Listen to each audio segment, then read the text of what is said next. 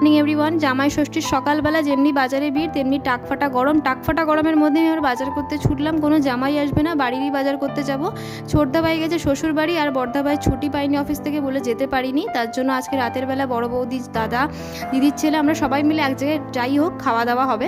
তার জন্য আমি মাছ মাংস সমস্ত কিছু নিয়ে বাড়ি চলে আসলাম। রান্না বসিয়ে দিলাম, একবার এই কড়াই একবার ওই কড়াই, দুই দিকেই বসিয়েছিলাম রান্না। বৌদি করে রেখে গেছিলো, মাছের ঝোল টোল করে রেখেছিলো। লাস্টে আমি মাংসটা করতে এসেছিলাম। আর গরমে আমার না যে হাল, সকালবেলা আমার স্নান হয়ে গেছে, আর একটা স্নান আমি রান্নাঘরে এসে করলাম। ঘাম দেখতে পাচ্ছ, চুল দিয়ে টপ টপ করে ঘামগুলো পড়ছে। আর চিকেনের ছোটো ছোটো কিউব করে রেখে দিয়েছিলাম আমি, সেটা দিয়ে একটু চিকেন পকোড়া করলাম। গরমে তো না তোতলেও যাচ্ছি। তার মধ্যে সন্ধ্যাবেলা বৌদি এসে গেছে, এদিকে ভাত বসিয়ে দিয়েছি আর ঠান্ডা ঠান্ডা একটু ম্যাঙ্গোর ট্যাং দিলাম।